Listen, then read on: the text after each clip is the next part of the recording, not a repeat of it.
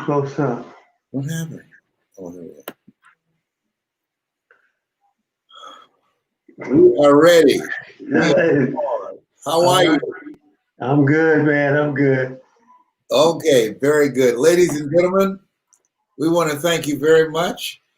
My name is Les Brown. I'm Mrs. Mamie Brown's baby boy, and this is my spiritual son, Dwight Pleasure. All And right. author, speaker, trainer extraordinaire, a creator of the concept of three-dimensional storytelling, and Mm. author of the book that I'm very proud to write the forward for, The Big Lie. Hello, Dwight. How are you? Hey, Les. How you doing, my brother? Man, I'm great and grateful. God is so good to me. He treats me like I'm his only child.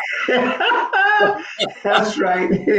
But But you, I know he's got some other children's out here somewhere. yes, he does. Yeah, Right here. Right here. Here's one. yeah.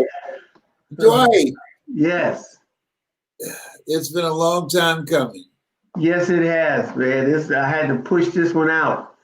Got lots of Yeah, help though. You know as well as I. We don't do this stuff by ourselves. no. Yeah. When the book, The Big Lie, Yes, sir. it's a transformative book. I've read this book several times. And now I think more than any other time in my lifetime, this Mm. book is needed. There's been an incredible increase of drug abuse, of alcohol abuse, of all types of things that people are using to numb themselves to deal with the coronavirus. Yes. Let's talk about you now and your Okay. life and how you came to the awareness of the big lie. Yes, sir. All right. Well, we have a lot to do with story around Les Brown's camp. Okay, so it's really all about the story and the power of story. And so my experience with addiction is no different than anyone else's. And when we talk about the truth about the big lie, it's actually when they get into the book, they're going to see that it's a series of lies that can have a person going all the way from thinking that addiction will never happen to them. That's for somebody else's life, not mine. And so it creates this sense of invincibility. And so you can get caught blindsided when you have that kind of mindset. So it goes from that extreme all the way to the point of a person making a statement, which is the biggest of lies, is that there is no hope for me. How long were you addicted, Dwight? I was addicted to crack cocaine for from 1979 to 1986. And during that time, while you were addicted, what was your life like? Well, I think to back it up just a tiny bit, prior to that, because most defining moments, as you teach, there's before the moment when everything was lottie-dottie, everybody on my way to the top. And I was, living large, big house, 4 cars, beautiful family, 2 beautiful children. And then standing in the kitchen of a friend's house, and you've taught me on this moment many times on how to bring it in there. Standing in the kitchen of that friend's house, that was a defining moment for me, Les.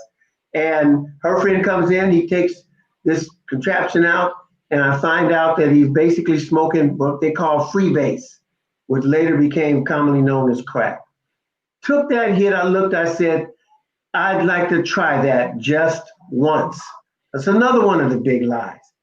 So I stood there, took that hit of crack in, that smoke in, and blew it out. And in a spirit of invincibility, I thought to myself, and here's another lie, I can handle this drug. Well, Mhm. truer words were never spoken when Warren Buffett said that the chains of habit are too light to be felt until they are too heavy to be broken. And it was true in my life before that year ended, hopelessly addicted, lost home, cars, career, and walked out from my family in 1981.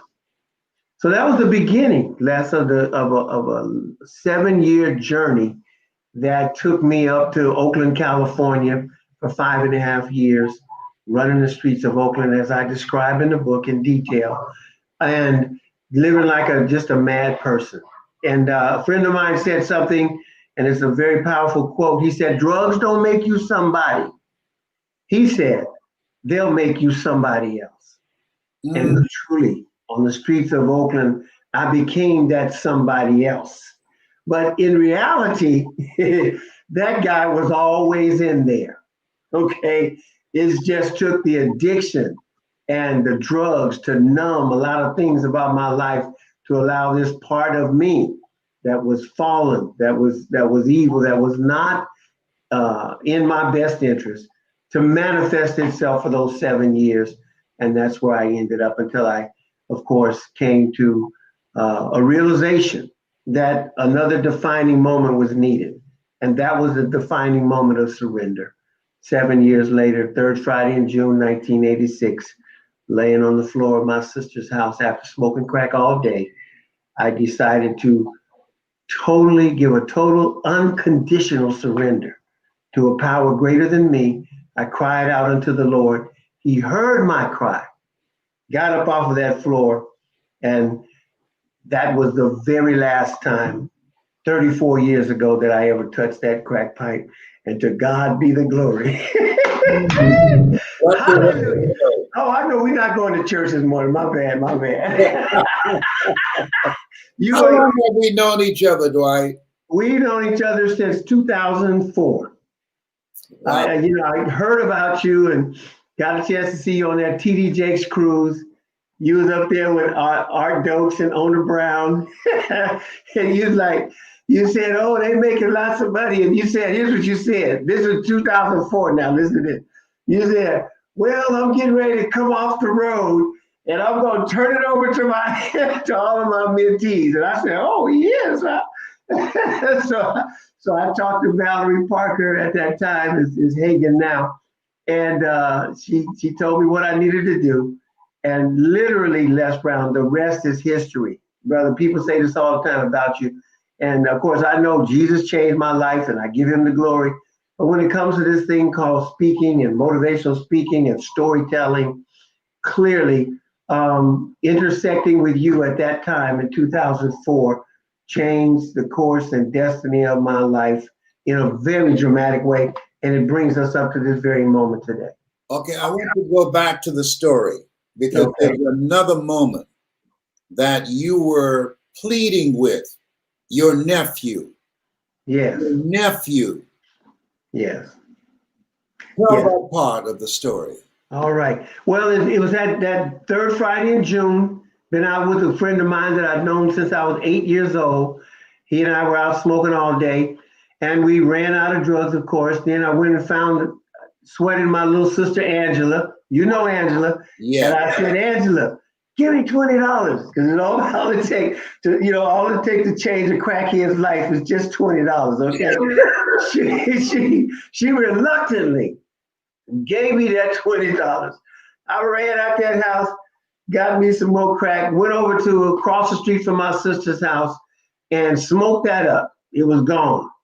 So all every crackhead wants in life is just one more hit. Okay.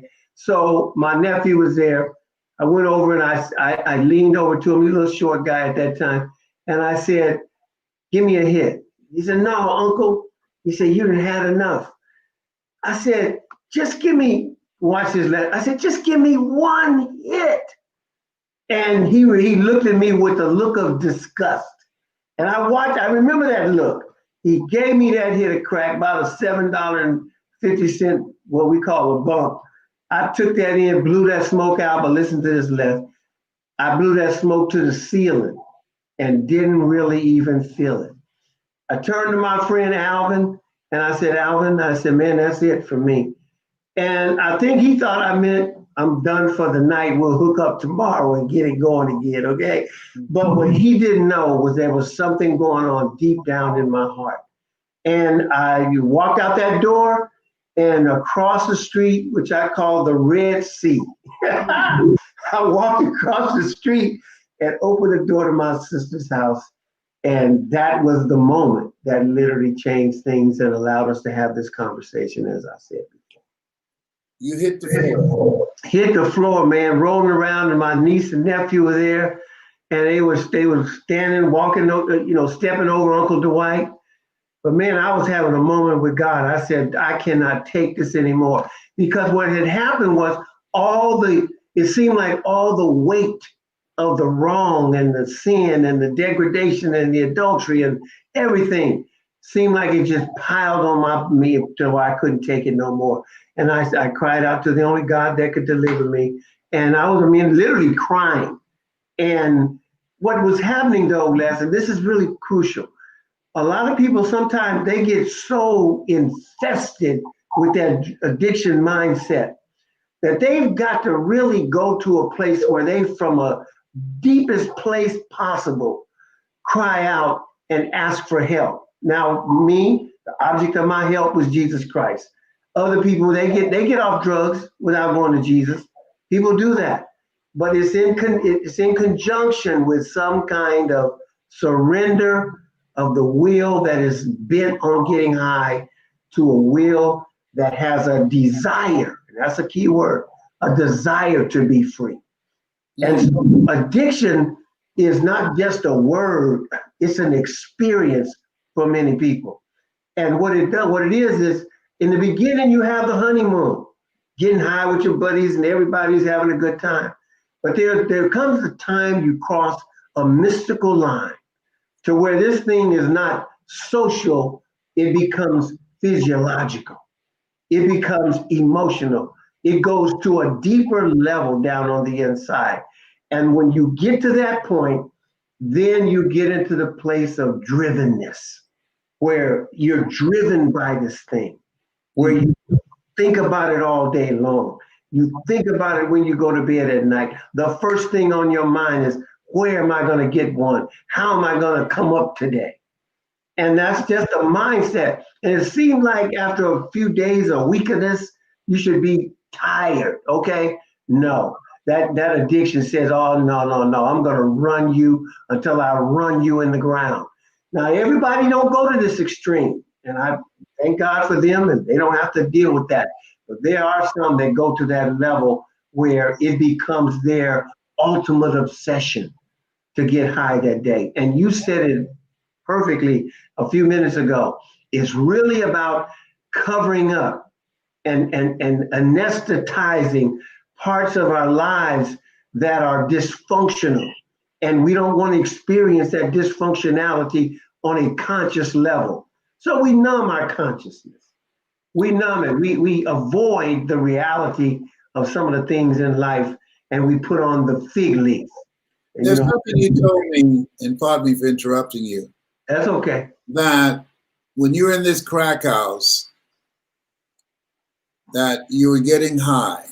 Yes, sir. And you had OD. Yes. And someone said, get him up, because if he goes to sleep, he'll never get up again. He will die. Yes. And these crackheads, turned into angels. That's supernatural right there. Yes, indeed. And got you up off that floor and put your arms on their shoulders. That's right. And walk me around. And walk you around in the crack house. Yeah. They took me out in the front and walked me up and down the sidewalk right there in the front of the apartment. Right, walk you up and down right in front of the apartment. Yes, sir. On the sidewalk. Yeah. Keep you conscious. Yeah. So that you would not die. Yes. From an overdose. That's right. That's right. And I'm gonna tell you something. That one scared me. I mean, I was like saying, I'm done, and I quit, most addicts quit about 1,000 times before they finally really quit. But I made a commitment then. I said, I'm not going to do this anymore. But that goes back to that obsession. I abstained for about a week or so, and then something began to churn down on the inside of my stomach, and something said, you need to get you another hit. And I'm telling you, once you break that threshold and take that hit again, boom, you're back off to the races. and back into the madness and all the sin and degradation that goes along with it. So you're at your sister's and you hit the floor and your nieces and nephews stepping over you while you're crying and reaching out to God. Yes. And you call your wife. Yeah, what? Not me. Yeah, not at that time. When I got up from there, I went home. Okay. Now listen to this. I left home that morning on a mission to get me some drugs. But what my wife didn't know, when I came home that night, I was beginning to be on a mission for God.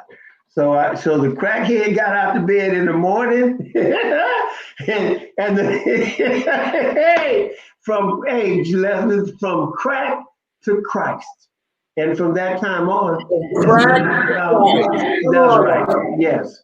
So that was a dramatic thing in terms of our experience, and then that's when the restoration of our home really began. Once the addiction was out of the way, once I'd made up my mind, and you talk about made up mind. You got to go to the airport.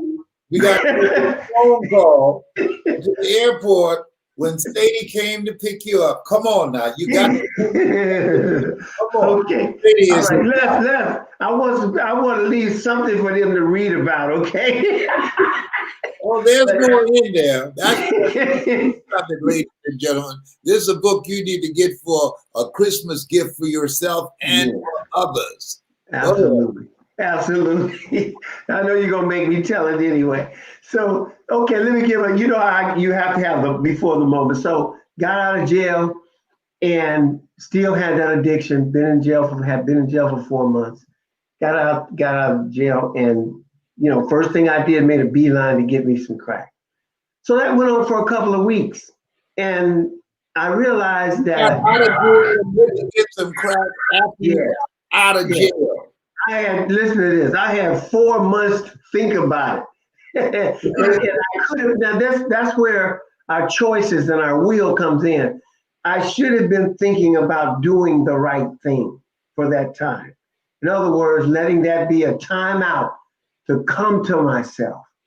But again, the grip and the hold was still there until that force is broken and the chains are shattered. You're still in that mindset. So anyway, got out 2 weeks later. I was pretty much homeless. I didn't have a key in my pocket that fit my front door. I didn't have a key in my pocket that fit anybody's door. So what I did was I called my sister, Margaret, God bless her, and called my sister Margaret, and then I told her, I said, Margaret, I'm so tired of doing these drugs, and I need to be free. And she said, okay, well, if we get you a ticket, will you come from Northern to Southern California and get on that airplane? And I told her yes, because before they sent airplane tickets and I turned the ticket in and went and got me some crack. Okay, I'm not proud of that, but that's just how it was at that time. So next morning, got on that airplane. My friend Norbert took me to the airport, and we was driving, drinking a bottle of gin on the way. And I left him with the gin. But Norbert was a good brother, man. He dropped me off and got on that airplane, got off in Southern California.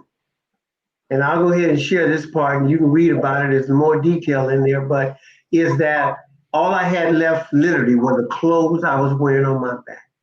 I'm not talking about I had clothes and belongings that were going to be shipped down to me, coming in the trailer behind me. No, brother, I borrowed a shirt to get on the airplane because the shirt I had on wasn't decent enough to be walking in nobody's airport with. Guy had that shirt, so I lost it. You know how you say he lost his shirt? Hello, somebody. And so standing at that airport, not really sure who was going to come pick me up. And I'm standing there watching people kiss their loved ones. They all happy. And I'm standing there, man, a broken, wounded, hurting man. But it was a self-inflicted wound. And here's what you need to know. I still had that addiction. Mm. So looking at coming around the corner, you know how I like to say it. It is old Chevy Nova car. And I looked and behind the wheel was my wife. She just walked past here, by the way. She heard my daughter just got here. Was my wife Sadie, and there she was. And I say when she should have done a drive-by, Mm. she didn't do that. Because when she could have chosen to hate, she chose love. And when she Mm. could have chosen revenge, she chose to forgive. And the quote I love so much is that forgiveness is like the sweet fragrance that a rose leaves on the foot that crushed it. Mm. Then she pulled up. I got in that car, leaned over, kissed her like I've been on a 3-day business trip. But I've been gone a long time, 5.5 years. And, hi, honey, how are the kids? That kind of mindset. When she could have just, she should have just pulled up, let me get my hand just close enough to grab the handle, and she should have put the pedal to the metal, boy, and let me out there. Let me share something with you. Uh, When you tell that story repeat the whole thing about forgiveness. Ladies and gentlemen, like this page and share it, like it and share it. There are a lot of people that's hooked on drugs now. yes, A lot of people have turned to drugs to numb them to yeah. what's going on because their lives have been disrupted. And Mm. this book, The Big Lie by Dwight Pleasure, can help liberate them. But I want you to repeat the quote on forgiveness that Sadie forgave you. Repeat that quote. I love that quote. And the reason I want you to repeat that quote, I travel with my speakers and we do events in different places. So we were in North Carolina. Am I correct? In the Yes, studio. yes. And when you did this quote, we smelled a rose. Do the quote, please. And you had a plastic rose. But go ahead. All right. And the quote is this. It says, forgiveness is like the sweet fragrance that a rose leaves on the foot that crushed it. That's it. And we smelled a rose. And I'm Yeah. thinking, when did Dwight start using a rose in the presentation? And it wasn't. Right. It was not a rose, it was plastic. He smelled it, and I was not the only one. Right. But here's what, ladies and gentlemen, if you're just joining us, this is Dwight Pleasure, the author of the book, The Big Lie. Hold the book up, Dwight. Okay. All righty. Yes, hold the book up. And how can they get the book, first of all? Okay. They can just, it's real easy. Go to dwightpledger.com. Yeah, Dwight Pleasure.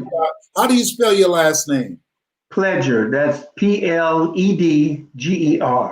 dwightpledger.com. Just straight through, no periods or anything. And you'll be able to purchase the book, and we'll get one right out to you. I'll actually even autograph it for you. Yeah. Ladies and gentlemen, you're listening to Dwight Pleasure. He wrote a book called The Big Lie.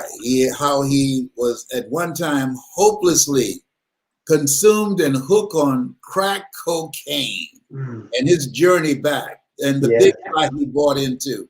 Yeah. I took a group of speakers to London, England. I got to tell this story. It's time to humble the brother. And so I am a person, when I train speakers, I know the stories. I know the stories. Yes, you do. You leave something out, I know, because I pay attention. And here I am in the pulpit in this church that's packed. Right up speaking, and he's telling his story and left a key section of the story out. Okay, Dwight, you take it from there. Okay, we're in London, England, and this lets me know Les probably he must not have been raised in church because the protocol, he didn't care about no protocol, okay? He just knew who to call. Okay, so we're there having a great time in London. Speakers, we went to big famous opera halls and spoke and everything. So we're at a church. Come to church, church is packed out. I mean, packed out. So I'm sitting there, and Les is up doing what he does best. And so he calls me up. And so they tell me, they say, well, Dwight, you're going to have 5 minutes now. Let's usually give a brother a little more grace, but it was great. You can only do 5 minutes. We got to get everybody in. So I said, okay, I'm going to be obedient.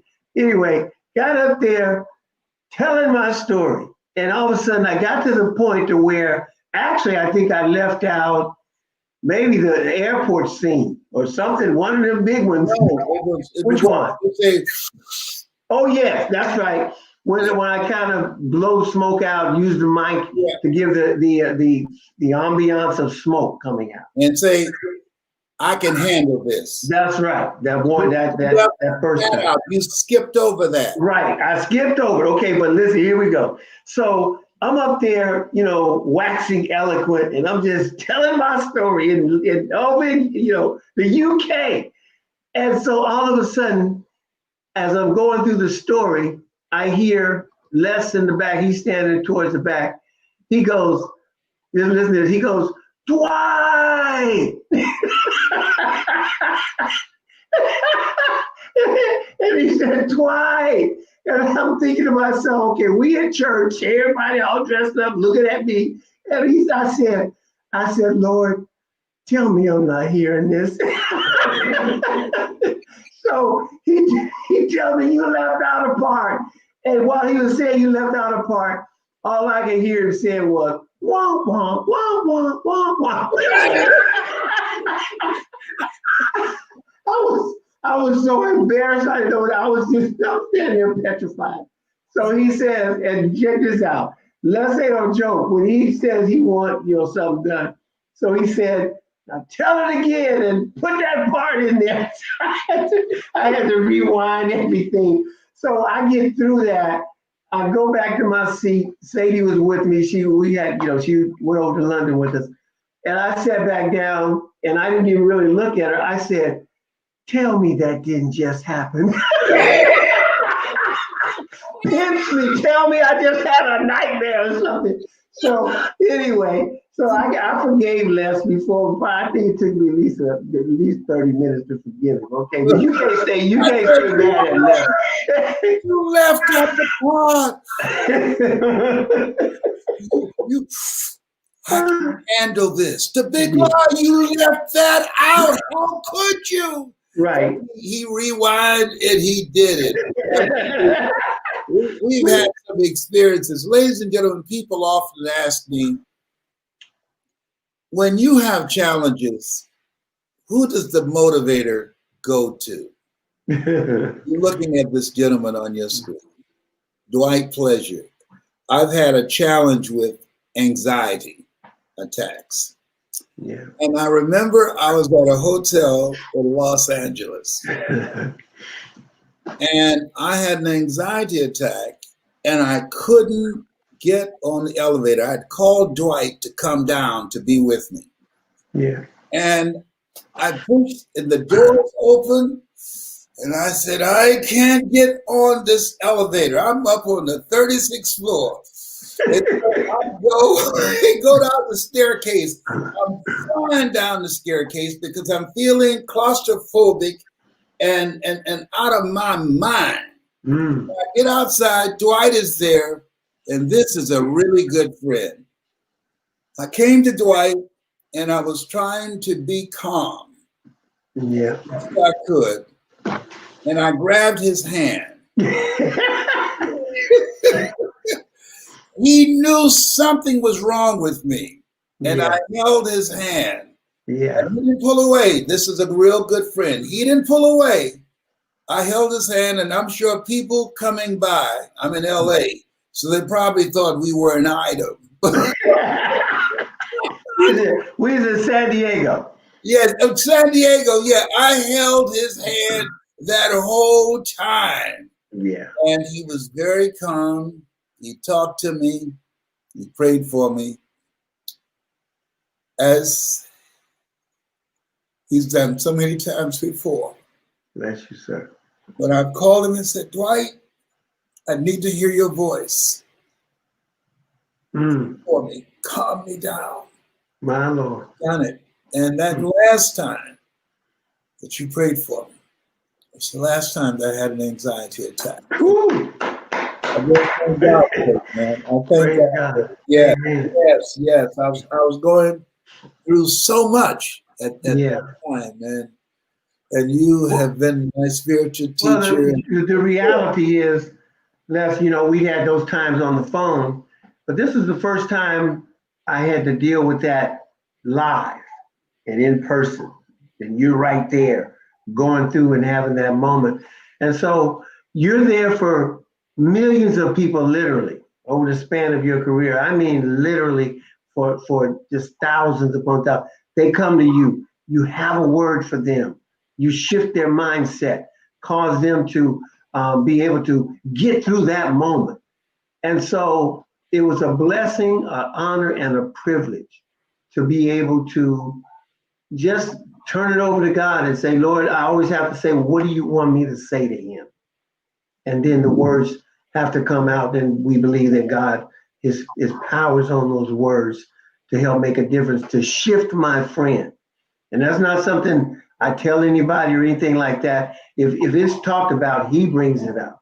Okay. Yeah. Because Nobody's ever said, Dwight, you call him when you're dealing with anxiety or pressure. Yeah. No one has ever done that. And that's right. You know, I'm transparent. My mother said that my mouth is like a refrigerator. I can't. You are transparent, brother. You tell on a mountain, okay, and everybody can see that mountain. There, the mountain is. I want people this book called The Big Lie. Yeah. And how he got his life back. We are here because of God's grace and mercy. Hold the book up again. Yes, sir. Go to dwightpleasure.com. And his last name, spell it again, Dwight. Last name is spelled Pledger. Yes, I wrote the dwightpleasure.com. Yeah, the truth about the big lie. And when forward written by, now let me say something about that forward.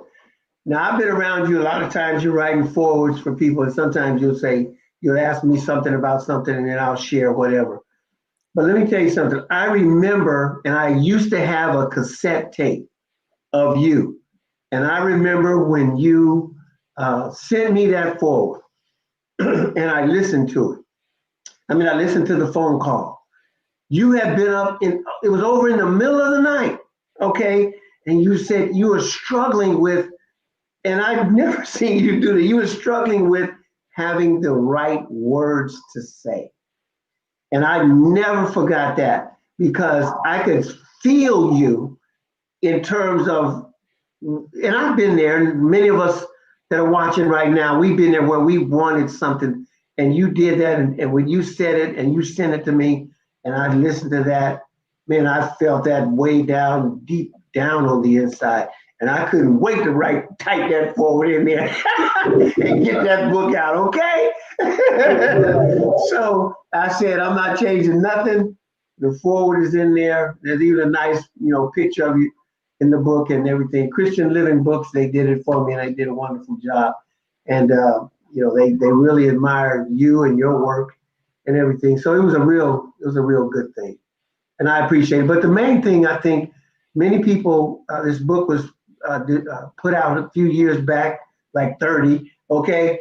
And it only told a story. And you know how we are about stories.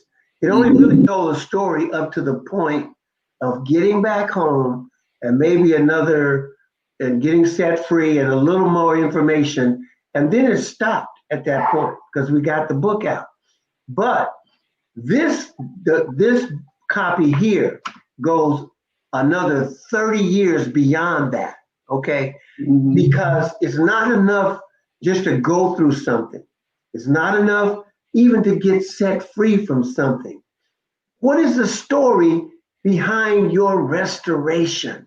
Because the power is in the restoration. Just like Jesus lived, he died, but the power is in getting up out that grave, okay, and keeping it moving from there. And that's exactly what I wanted to convey. For those that are struggling with addiction, those that say, can I recover? Can I capture my life? Can I come back from what I've been through? And I just want them to know there is an example in this book of somebody. Now, I'm not the only person that's ever recovered, but this is a example of how you can come back and then keep it moving. So there's a marked contrast between the last book I talked about of all the drama and all the wacky, crazy stuff went on.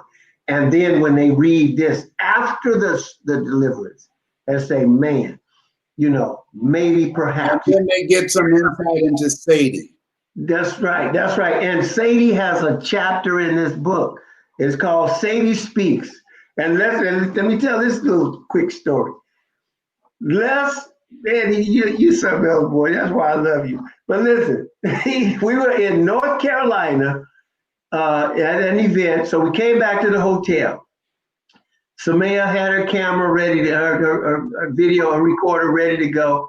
So we were all just sitting around talking. So Les said, okay, I want Dwight, you and I can't remember who I was with. You guys go in this other room. He had a nice big suite. So we went in another room and he stayed in the room with Samaya, the video camera, and Sadie. Now, Sadie don't be getting up trying to, talk and tell her story and all that. And that's very quiet. Very quiet. That's right. And you know that. But you had her cornered there. We way out in North Carolina. Where's she gonna go? So you said, I want to talk to Sadie. That's how you said it. So we ran out, you were in there, and you captured that moment. Okay. So we came back in the room. We said, Dwight, let's say, come on back in, y'all. I said, okay. He said, sit down. I sat down next to Sadie. And he said, watch this. And you were there. I watched that and I heard some of the things that she said that are captured in this book right here. She said some things that I had no idea she had endured, her and my children. And I'm gonna tell you something. I broke down. When I break down, I don't be playing less, okay? And you don't either. You hit the floor. You hit the floor. But because it hit me at a deep level. And I just let it go. So that moment and some of that and some additional stuff about forgiveness, that chapter can teach a person more about forgiveness and hearing her tell her story. Mm-hmm. There's always, the perpetrator or the addict, and then there's all these people that love this person. And hearing their story told back to you, man, that's a powerful thing, especially now that you're in your clothed and in your right mind. Okay. And so people need to hear that. People need to read, women with husbands or men with wives that have betrayed their trust and have done some things. They need to know that there's a way to deal with that will help facilitate that person getting free. Yes. All this time we've been back together, she's never once thrown in my face all of the stuff that I had done. I deserved it. You want to remind me of the wretch I've been? I'm guilty, okay? But not one time. And what that did was it helped me to be able to handle getting my mindset back together. Because when I came back, somebody gave me a Bible and to read a verse, I probably could read 3 or 4 lines in that verse and my mindset would just drift off to something else. I couldn't concentrate that long. That's how messed up I was. But over time, my mind began to be healed. my thoughts began to integrate and come together, and my focus became better, and my vision became clearer. And I was able to take one step at a time moving forward. There is nothing great about Dwight. It's the God who's great. And listening to and reading and talking to people that like Mr. Les Brown, who has mentored, been like a father to me. I called him one time when my mother had passed away. And I mean, I was hurt.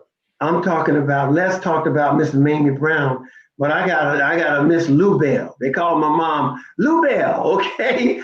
And boy, if I go too long with this, Les, we might have to, I don't know what we're gonna do up in here. But anyway, so I called Les and I said, Les, man, I was hurting. I said, Mama's gone. And boy, and I was crying, and all of a sudden Les broke. And man, I said, and he started crying louder than I was crying. I said, wait a minute, hold it here. That's my The Bible said, rejoice with those that rejoice and weep with those that weep. He understood, he got that scripture. And we had a moment together. But that moment of us both being vulnerable, transparent, strengthened us, strengthened me. Yeah. I got off the phone and stood up and was able to move on a little bit further from something that just ripped me from the inside, innermost part of me all the way out. Yeah. And I got through that. And he came, got on the airplane. And let's go like get on airplanes now. And dealing with his own illnesses and things the challenges he had, and came to that funeral and sat there and had words of encouragement to me and my family. And I said, you know, man, you can't tell me that about Les Brown, and then you telling me he's a motivator, okay? Because everything else I'm gonna say is, okay, now that you got to say that, what about your stuff, okay? Everybody got some stuff. Yeah. Right? But thank God for his grace and his mercy. Mercy, yes. Dwight Pleasure's his name. The book is The Truth of the Big Lie. Go to dwightpleasure.com. Spell pleasure again, please. Yeah, because you say pleasure. Okay. It's Dwight Pleasure, PLEDGER.com. Slow down. Also, spell it again. It's Dwight Pleasure, DWIGHT, PLEDGER.com. Got it. I appreciate you so much, my brother. I love you. Yeah, I love and appreciate you. Thank you for this opportunity. You know I love you. We'll talk, and hopefully we'll be able to have this conversation again sometime soon. Yeah, so we're going to talk about three-dimensional storytelling. Absolutely, yeah. Created. That's phenomenal. Yeah, Dan Smith, man, he's another blessing in my life, man. Me and him been working on you let us host your call for almost a year, and we really got a lot of experience. We're really ready to. We were able to fine tune some of our messaging by having that audience every week, having to get our lessons prepared. And so now we're going to take a little break, and Kareem Ellis is taking over that Monday motivational call. He's doing a phenomenal job. So we're going to work on a book. That's 3D storytelling. We're going to put it in print. And you got to have a chapter in there somewhere, my brother. Okay. Oh, yeah. So we're going to do that, and then we're going to get some stuff going. And hopefully at the beginning of the year, we may do a virtual storytelling conference that we've already talked about. So they'll be hearing more about it. So go to my Facebook page maybe and leave a comment about what you heard today. But most of all, get this book. And I'm saying that because it's the rest of the story. And I believe it's going to help somebody. I don't care if you never use drugs. You read it, because there's a whole lot of other things that have people in bondage that has nothing to do with a white powder or a weed or a pill. All right? Okay, y'all feel me up in here? All right. Thanks again, Les. God bless you, man. You have a blessed day. I appreciate it. I Tell, appreciate you. tell Sadie, I said hello and tell your son Dwight I could still beat him doing push-ups. You probably can. And thank John Leslie for me. He helped me to get myself together for this. Okay. All right. All right. You know I love you guys. Okay, Les. All God right. bless. Take care. Bye for now. All right now. Bye bye. Yeah. Ladies and gentlemen, you just heard my very good friend and tell you and spiritual teacher that has just made such an impact on my life. Now let me see, can I get this thing here together?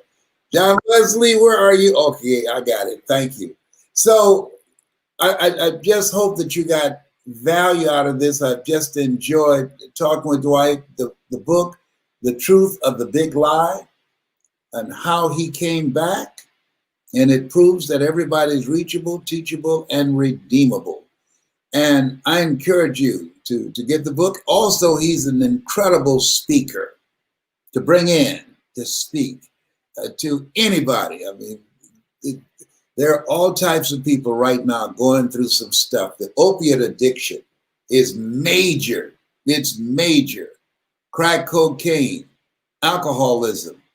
At this point in time, with what people are going through now, it's soared to new heights. And his story, it empowers people. People who've heard him say, oh, I can do this. I can get through this. Yes, I can get off these drugs because he's an example that it's possible and that it's necessary. I hope that you enjoyed the conversation that we just had, and I hope that you would be open to getting it for yourself if you need it, or getting it for someone else, or if you just enjoy reading things that motivate and inspire you, because it's an incredible story, incredible story. I want to talk to you right now. We've gone into my motivational moment time, but I want to talk to you about the fact that as we look at ourselves and look at where we are right now, I've been reflecting a lot because I've lost some very good friends to the coronavirus, and it's touched our family. And my daughter, my youngest daughter, Serena, who's been diagnosed as positive, and my son-in-law, Will, who's been diagnosed as positive, that it was jarring when I got the phone call. All of us, many people have had an experience of getting a phone call that just changed your life, that shook you up. And when my oldest son called and said, Dad, I don't want you to get upset right now. There's something I've got to tell you. And I said, what? Now, first of all, when somebody tell you, don't get upset, guess what you do? You get upset. Serena's been diagnosed as positive. Whoa. That was a punch in the gut. I started crying. I said, what?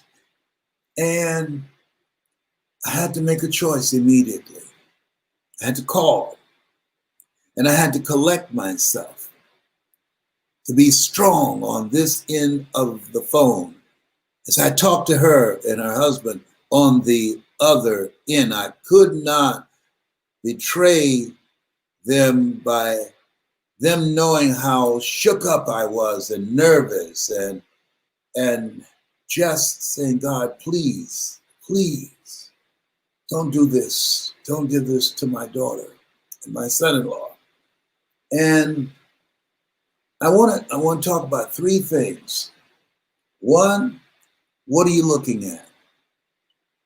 What are you looking at?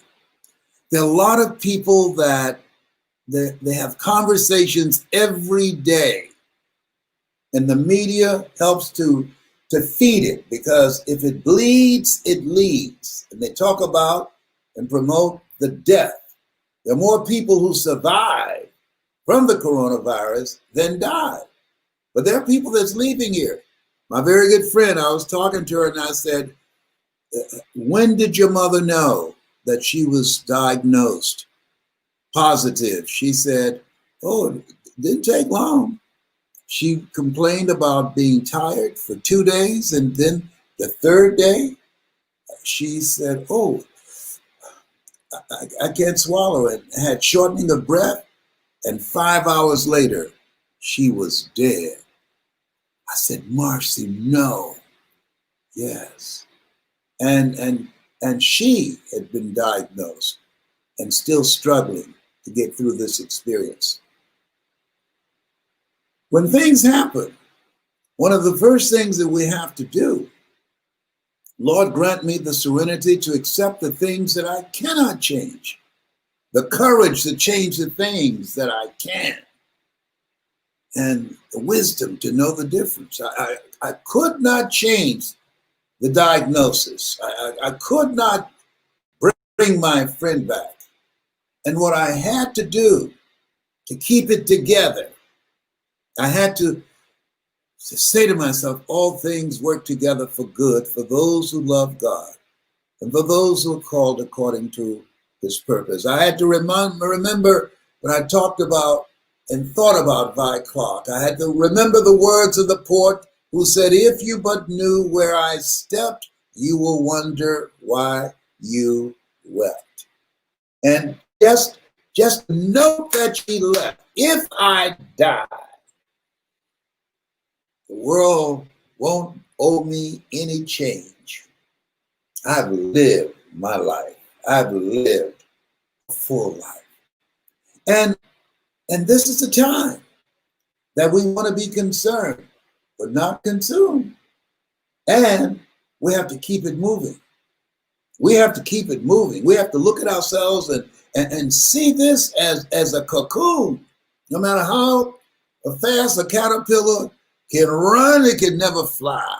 And when it goes into that cocoon, it's not watching CNN or MSNBC. When it goes into that cocoon, it's not watching ABC or NBC. When it goes into that cocoon, it's working. It's transforming. It's reinventing itself. It's thinking, it's meditating and saying, what am I going to do now? What is the next greatest version of myself? I love the words that said many times in life, when we have a teeth-rattling experience, we run to God only to discover that it's God that's doing the shaking.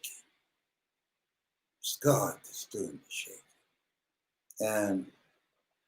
And this time, as I talked to a friend this morning and my light on my phone came on and she was going through a tough time. And I asked, what are you looking at? And she started telling me all the things they're doing to her on her job. I said, well, look, come on. You look here. You got this. You got they're doing some political stuff. Do you have 4th stage cancer? She said, no. I said, are you diagnosed positive with corona? She said, no.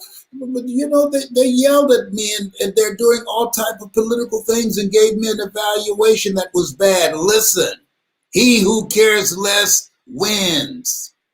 Don't let them rob you of your peace of mind.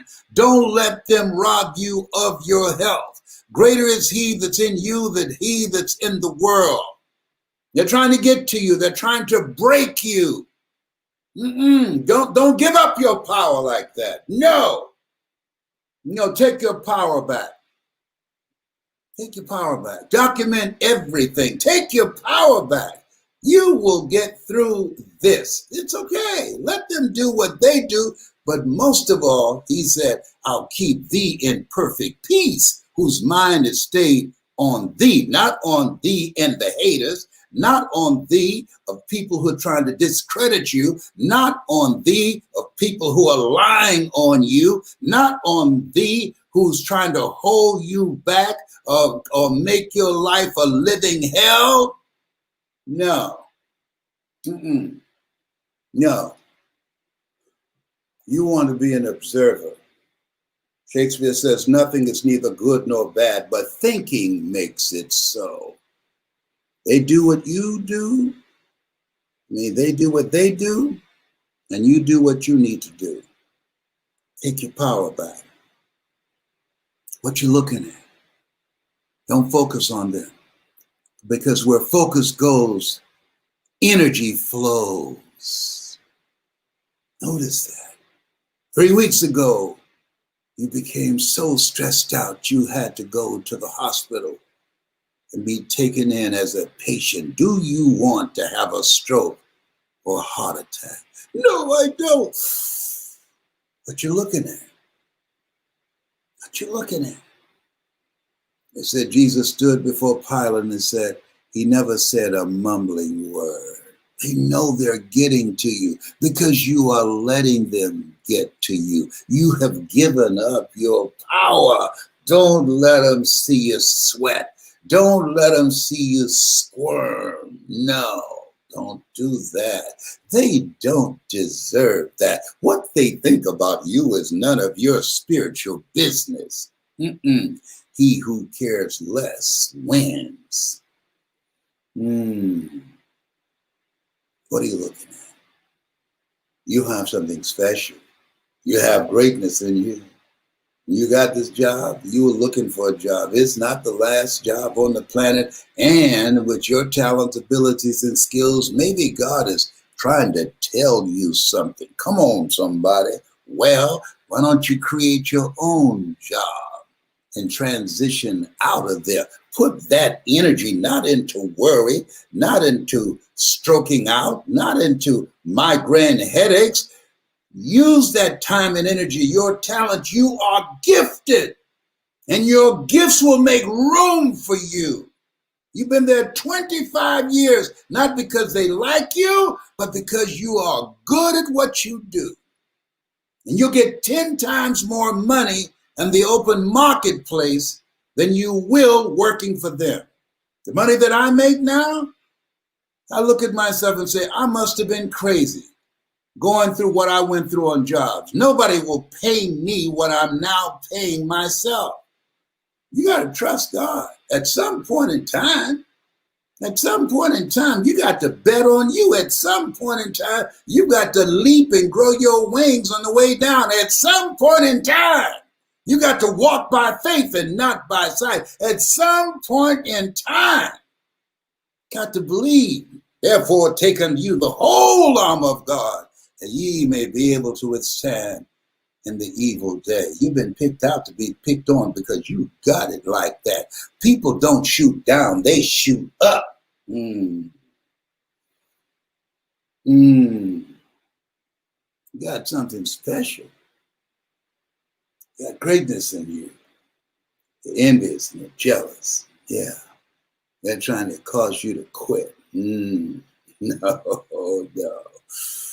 Let them lose sleep at night saying, isn't it interesting? She's not panicking. She's not a little crybaby. What is it? There's something peaceful about her. I remember going to see a lady named Audrey Pelmore.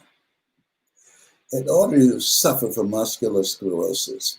I took a friend named Shirley to see her because Shirley had called me and I could tell in her voice that she was planning on taking her life. I had known her for some time. I was a disc jockey in Columbus, Ohio. And I asked her, I said, Shirley, I said, you're up to something, aren't you? She said, why did you ask me that? You called and said, take it easy, Les. It's been a pleasure knowing you. Are you going out of town? No. Shirley? What is it, Les? Can you wait until tomorrow? No, because you're going to try and talk me out of doing what I'm going to do. No, I've had a double mastectomy and my husband has told me that I'm no longer a woman, that I'm a man, and I've lost my children and I've almost had a nervous breakdown. No, I don't want to be here anymore. I said, listen, I'm not arguing with that. Are you my friend? Yes. Don't deprive me of a chance to see you one more time. Can you wait until tomorrow? I promise you, I will not try and convince you not to do it. I would want to, but I'm giving you my word. Can you wait until tomorrow? Please do that for me. I love you. I'm your brother. Come on. Do that for me. She said, okay. Where do you want to meet me? Alum Creek Nursing Home. Why? You want to take me there? Yes. At lunchtime? Yeah. That's where Audrey Pelmore is that you talked to? Yes. Okay, I'll see you there, but don't try and talk me out of what I'm planning to do. I've made up my mind. I said, I have given you my word. And sure enough, when I got off Nelson Road and pulled into the parking lot of Alum Creek Nursing Home, Shirley was standing outside of her car. I said, hey, how are you? She said, I'm good. We hugged and I went in. I said, I'm Les Brown. I said, we know who you are. I'm here to see Audrey Pelmore. Well, she's down the hall on the right. I said, thank you so much. We thank you for your show in the morning. It's very motivational. I said, thank you. And Audrey's motivational too. I said, I know. And as we walked down the hall, even though Audrey would call and talk to me in the morning during the time I'm playing records. This is before CDs and 8-tracks. These are records. This is before cassette tapes. Audrey would call and we would have a conversation. And I didn't know what to expect. I'd never seen her before. But when I walked into the room, have you ever seen someone and you were shocked when you saw them, but you tried to conceal your reaction? That's the place where I was. And as I got close to her bed, she looked up, did not have enough moisture in her eyes to blink her eyes. They had to put drops in her eyes. Suffering from muscular sclerosis, her body was all twisted. Couldn't fan a fly out of her face. I said, Audrey. And she was looking away. She said, yes. I know that voice. I said, this is Les. Miss Mamie Brown's boy. I said, yes. I said, how are you? She looked around. She said, I'm better than good and better than most. The Lord is blessing me, Leslie. I'm better than good and better than most. And Shirley, her body began to tremble. And I know what she was thinking. If this woman whose body is all twisted and deformed, if this woman who can't wipe a fly off her face or get up and go to the bathroom or change her body wrappings, if this woman laying here can't walk, lost her children, lost her husband, lost everything, all she can do is stare at the ceiling. And she said, I'm doing better than good and better than most. The Lord is blessing me. She said,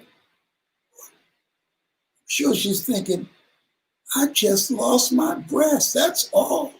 That does not make me any less than a woman because my husband no longer wants me. I should love myself enough to say that I'm doing better than good, better than most, that somebody will want me.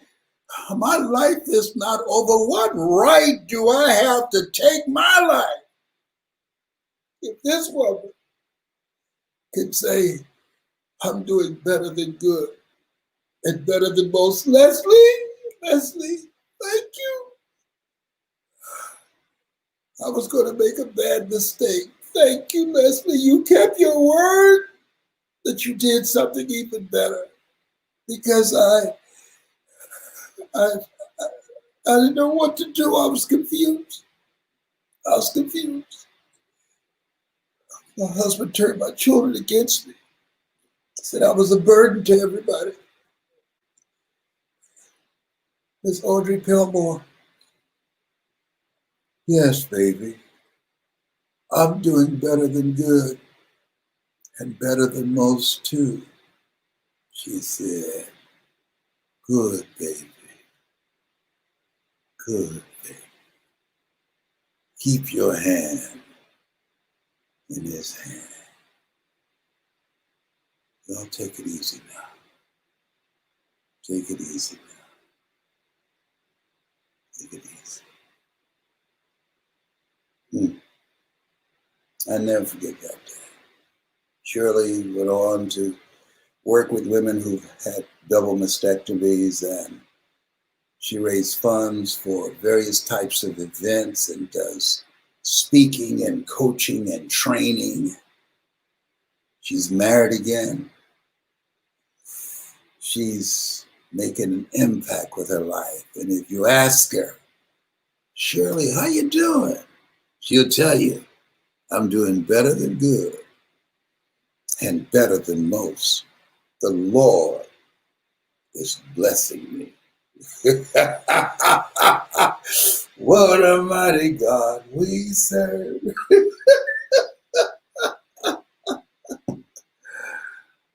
Oh boy, that's a beautiful memory.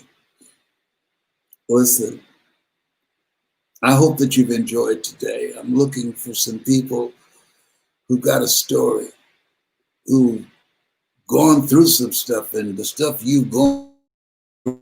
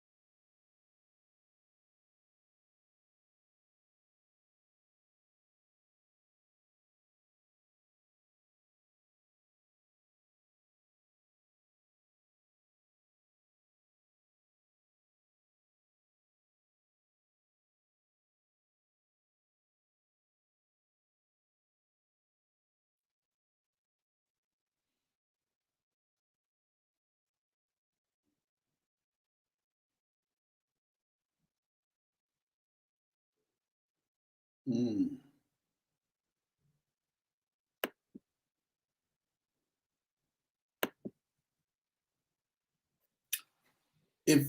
I think I'm still on. I think the internet went off.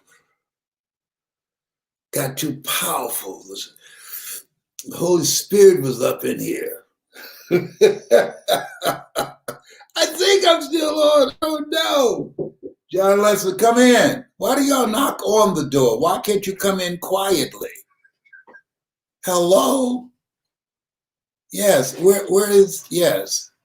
Thank you. You brought, hey, am I still on? Look at your phone. Huh? Has the internet been restored?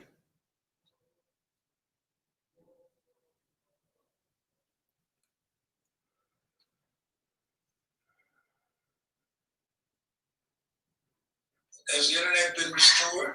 So I'm back on. Back on. All right. Oh, you got some gifts for me. Y'all know I think it's Mickey Mouse. I'm a Mickey Mouse fan. Okay. Okay, thank you. I got a Mickey Mouse mask. You know, when people receive gifts, they say, oh, you shouldn't have. You know what I say? Oh, you should have.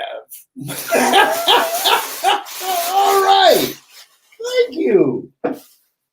John Tellerico, thank you. Okay, now, this is what I'm talking about up in here. Mm-hmm. Got me a Mickey Mouse mask, okay. Can it get to the other ear? I got a big head. Wait a minute, what is it? Do I have it all right? Yes, okay. You got it? Yeah. Okay, all right, fantastic. And those are books for me? Okay, thank you so much. Okay, I will. Thank you so much, John. I appreciate you. All right. Okay. You know,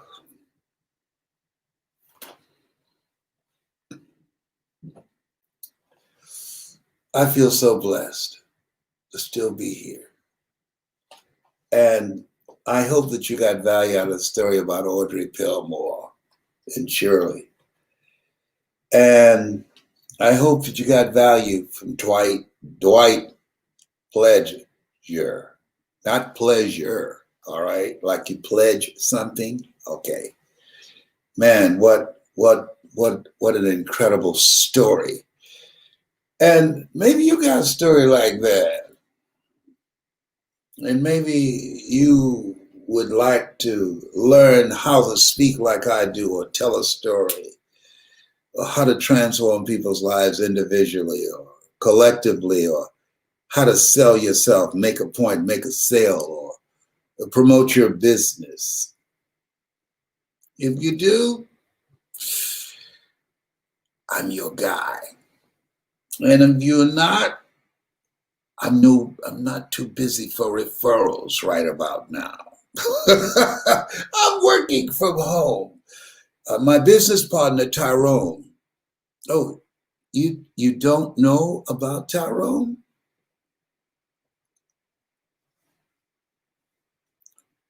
Tyrone is a friend of mine. He's a squirrel.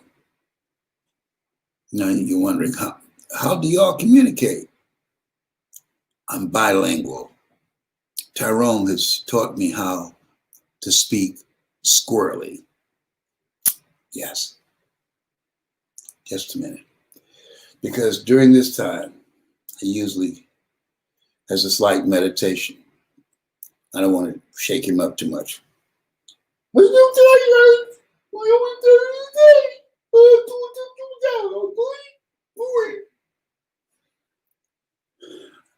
I just said to Tyrone, I do apologize if I've been talking too loud and I've disturbed you.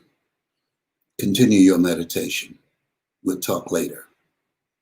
He's an incredible squirrel. And Tyrone is saved. You know, John said, you know what? He's been in the house too long.